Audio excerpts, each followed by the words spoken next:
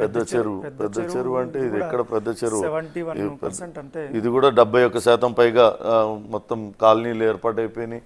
ఇంకా పెద్ద పెద్ద అక్కడ కొంతవరకు ఖాళీలు ఉన్నాయి. ఇది 2023లో తీసిన పిక్చర్ కాబట్టి ఇంకా కూడా ఆక్రమణలు జరిగి ఉండొచ్చు. 71% పెద్ద చెరువు కబ్జాకి గురైపోయింది. అసలు వాస్తవ విస్తీర్ణం వచ్చేసి 593 చదరపు మీటర్లు ఉండాల్సింది 421 చదరపు మీటర్లు కబ్జాకి గురైపోయి కేవలం ఇప్పుడు 172 చదరపు మీటర్లు మాత్రమే ఇది మిగిలింది.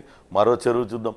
ఇట్లా 59 పైగా చెరువులు మొత్తం ఇప్పటిదాకా హైదరాబాద్లో ఒక్క హకీంపేట చెరువు మాత్రమే తను ఉనికిని కోల్పోకుండా యథాతథంగా ఉంది తప్పితే మిగతా అన్నీ కూడా అసలు వాటి ఆ రూపురేఖలు కోల్పోయి ఇప్పుడు అక్కడ ఒక పెద్ద చెరువు ఉంది అని చెప్తే కూడా నమ్మే పరిస్థితి ఉండదు.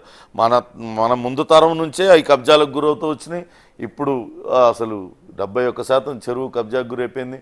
ఇంక మరో చెరువు ఉందా? నెక్స్ట్ ఇది కూడా పెద్ద చెరువు. ఇది ఇంకా అసలు చెరువు లేదు. 96% ఇది మొత్తం అయిపోయింది. ఇక్కడ అక్కడక్కడ నీటి గుంటల్లాగా మిగిలినాయి. ఆ నీటి గుంటల్లాగా మిగిలినాయి. ఇక ఆ కాలనీలు వదిలే డ్రైనేజీలకి వాటికి ఇగో ఆ మూల ఒకటి మిగిలింది, ఆ ఎల్లో కలర్లో. ఇక్కడ ఒకటి మిగిలింది, ఇక్కడ ఒకటి మిగిలింది. ఈ కాలనీల నుంచి వచ్చే వ్యర్థాలు కలుషితాలన్నీ కూడా అందులో కలుస్తూ ఉంటాయి. 96% కబ్జాకు గురైపోయింది. అంటే ఎంత పెద్ద చెరువు చూడు. 3 కిలోమీటర్ల పైగా విస్తీర్ణంలో ఉండే చెరువు అది. 3 కిలోమీటర్ల చదరపు కిలోమీటర్లు అంటే అసలు చాలా పెద్ద చెరువు. ఎంత పెద్ద చెరువు ఉండాలి. అది కేవలం ఇప్పుడు వచ్చేసి 114 చదరపు మీటర్లు మిగిలిందంటే దీని మీద ఇప్పుడు ప్రభుత్వానికి బాగా ఫిర్యాదులు వస్తున్నాయి. 96 పైగా పక్కన ఉన్నది కాబట్టి ఇంత దారుణంగా కబ్జా అయిపోయినాక కొన్ని ఏళ్ల నుంచి అక్కడ కాలనీలు ఏర్పడుతూ వచ్చిన తర్వాత పేద మధ్యతరగతి వాళ్ళందరూ అక్కడ నిర్మించుకున్నారు. వాళ్ళని ఏ రకంగా ఇది చేయగలుగుతారు? అసలు వాళ్ళకు కూడా చెరువు ఒకవేళ భారీ వర్షాలు వస్తే అవన్నీ కూడా నీళ్లు పొంగి పొర్లి ఆ కాలనీలన్నీ కూడా నీట మునిగిపోయే పరిస్థితే కదా. అసలు అక్కడ ఎక్కడ కనపడదు, చెరువే లేదు.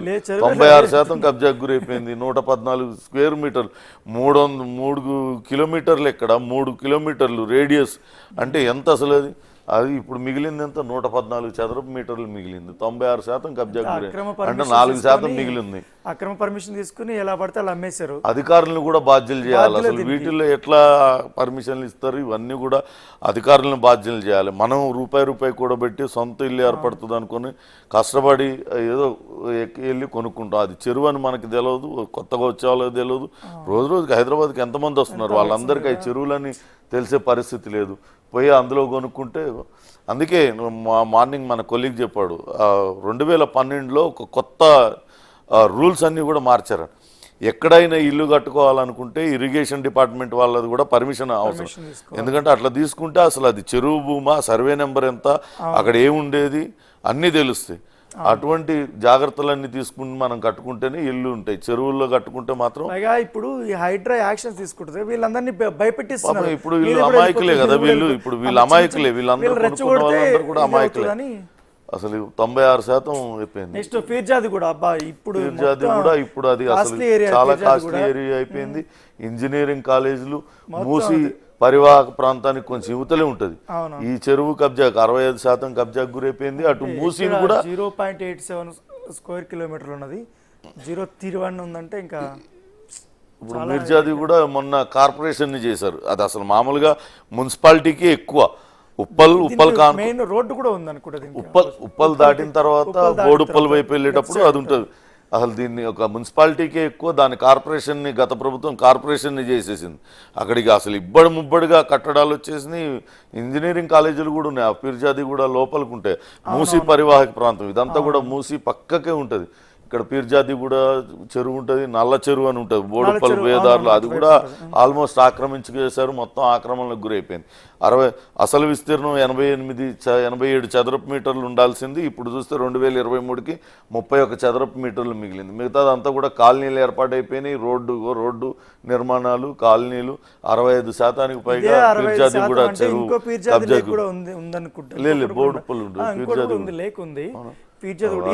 కనపడలేదు. ఇంకా అదన్నా కొంచెం అన్నా అది రోడ్డుకి దగ్గర ఉంది, లోపలికి ఉంది.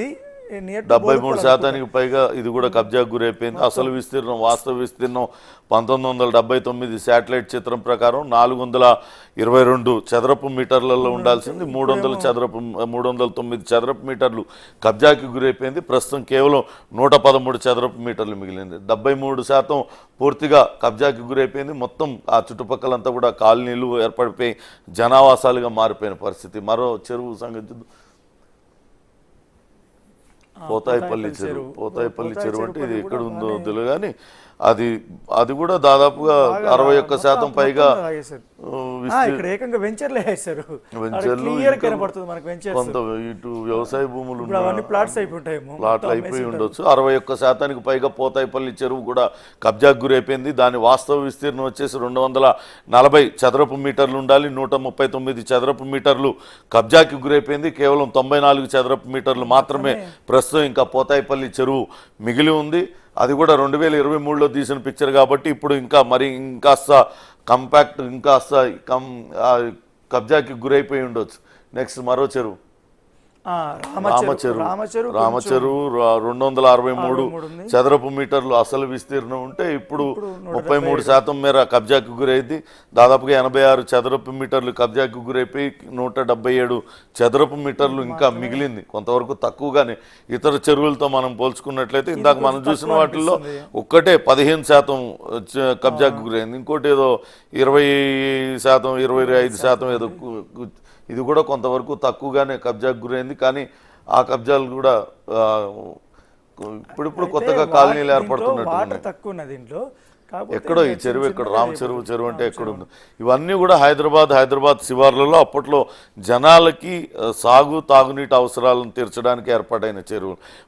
మన లిస్ట్ తీసినట్లే 59 చెరువులు ఇవన్నీ కూడా విపరీతంగా కబ్జాకు గురైపోయినాయి. అసలు మొత్తం ఎక్కడికక్కడ జనావాసాలు. ఇప్పుడు అసలు ప్రభుత్వం తీసుకున్నది చాలా గురుతరమైన బాధ్యత. వాళ్ళపైన విపరీతమైన ప్రెషర్స్ ఉండొచ్చు. కొన్ని ఏళ్లుగా కాలనీలన్నీ కూడా ఏర్పడు కానీ కాలుష్యాన్ని నివారించాలన్నా భవిష్యత్ తరాలకి వరద లేని ఇప్పుడు చూస్తున్నాం హైదరాబాద్లో పట్టుమని గంట సేపు వర్షం పడితే రోడ్ల మీదకి వరద నీరు ఎట్లా వస్తుంది. అసలు మనం ఉంటున్నది హైదరాబాద్ అసలు అంతర్జాతీయ నగరంగా రూపుదిద్దుకుంటుంది. అట్లాంటిది వరద నీటిలో మునిగిపోతున్న పరిస్థితి. అవన్నీ ఎందుకంటే ఈ చెరువులన్నీ కుచించుకుపోయి చెరువులన్నీ కబ్జాకు గురి కావడంతోనే ఇదంతా కూడా జరుగుతున్న పరిస్థితి ఉంది.